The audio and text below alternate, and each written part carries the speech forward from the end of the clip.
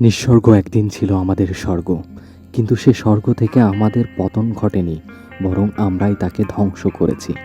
আমাদের জীবনকে করে তুলেছি নরক, কিংবা আমরা স্বর্গ গড়ব বলে নিঃস্বর্গকে যেভাবে বিনষ্ট করেছি, আমরা এতকাল পর তা উপলব্ধি করছি। তবে করছি কি, কিংবা সে উপলব্ধির কি ফসল আমরা অর্জন করেছি? মানুষের সঙ্গে প্রকৃতির যে সম্পর্ক যেন মায়ের সাথে সন্তানের। মাতৃযষ্টে যেভাবে শিশু বেড়ে ওঠে আর মাতৃদুগ্ধ পান করে যেভাবে শিশু জীবন ও পুষ্টি বৃদ্ধি করে, প্রকৃতির জন্ম থেকে মৃত্যু পর্যন্ত আমাদের সে কাজটি করে চলে। বিজ্ঞান প্রকৃতির সূত্র আবিষ্কারের বহুকাল আগে থেকেই প্রকৃতির গুরুত্ব মানুষ তার ব্যবহারিকতা দিয়ে বুঝে নিয়েছিল। প্রকৃতির ভেতরেই ছিল তার সব আনন্দ বেদনার কাব্য, তার স্বর্গ নরক, স্বপ্ন কল্পনা, আকাশ কুসুম সবই যে প্রকৃতির ভেতর, প্রকৃতিকে ঘিরে। বাংলাদেশ মানেই অসংখ্য নদ নদী দিয়ে ঘেরা অবারিত প্রকৃতির সৌন্দর্য। নদী শুধু এদেশের মানুষের জীবন জীবিকার অংশ নয়, নদী এদেশের সৌন্দর্যের অন্যতম এক অনুষঙ্গ। প্রকৃতিপ্রেমী ও ভ্রমণ পিপাসুদের জন্য নদীর বুকে ঘুরে বেড়ানো দারুণ এক আকর্ষণের নাম। নদীর বুকে যারা ভেসে বেড়াতে ভালোবাসেন তারা ঘুরে আসতে পারেন সাঙ্গু নদী থেকে। পাহাড় মেঘের দেশ বান্দরবনের সৌন্দর্যের অন্যতম অনুষঙ্গ সাঙ্গু পার্থিব সৌন্দর্যের এক পাহাড়ি নদী। সাঙ্গু নদী পার্বত্য চট্টগ্রামের উত্তর দিকে বৃহত্তাকারে বান্দরবন পর্যন্ত প্রবাহিত হয়েছে। পূর্ব দিক দিয়ে প্রবেশ করে নদীটি জেলার পশ্চিম দিক দিয়ে বের হয়েছে এবং প্রায় 270 কিলোমিটার প্রবাহিত হওয়ার পর বঙ্গোপসাগরে মিলিত হয়েছে। পাহাড়ি ঢলে বয়ে চলা সাঙ্গু নদী দেখতে দারুণ দৃষ্টিনন্দন। উৎসবমুখ হতে বঙ্গোপসাগর পর্যন্ত এই নদীর দৈর্ঘ্য 170 কিলোমিটার। বাংলাদেশের অভ্যন্তরে যে কয়টি নদীর উৎপত্তি তার মধ্যে সাঙ্গু নদী অন্যতম। মিয়ানমারের সীমান্তবর্তী বান্দরবন জেলার মদক এলাকার পাহাড়ে এ নদীর জন্ম। অপূর্ব সুন্দর এই পাহাড়ি নদীর অপর নাম শঙ্খ। পাহাড়ের কোল বেয়ে এঁকে বেঁকে চলেছে, কোথাও উন্মত্ত আবার কোথাও শান্ত এই নদী।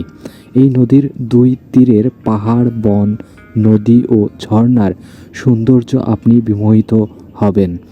এক কথায় এই নদীটির সৌন্দর্যে আপনি শুধু অবাকই হবেন না, বরং মুগ্ধতা আপনাকে গ্রাস করবে।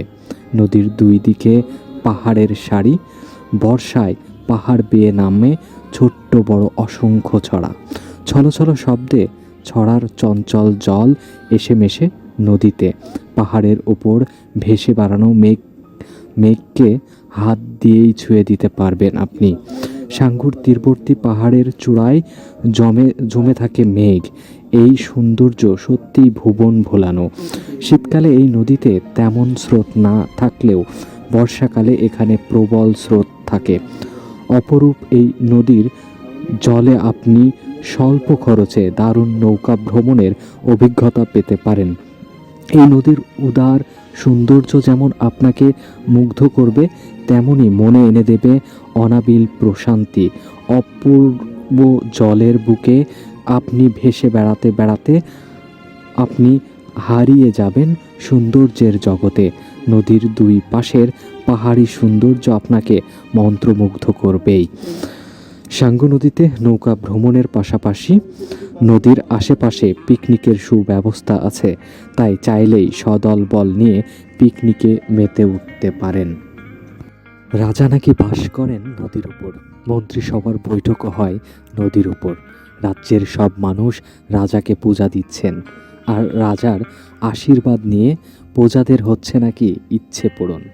আবার রাজার সুদৃষ্টির অভাবে ঝুঁকি, দুর্ঘটনা, এমনকি প্রাণহানিও ঘটছে। কোনো রূপকথার গল্প নয়, এমনটা ঘটছে সাঙ্গু নদীর তিন্দু নামক স্থানে। যদিও সে রাজা কোনো মানুষ নয়, এটা একটি পাথর, রাজা পাথর। নদীর স্রোত আটকে স্থির হয়ে আছে বিশাল পাথর।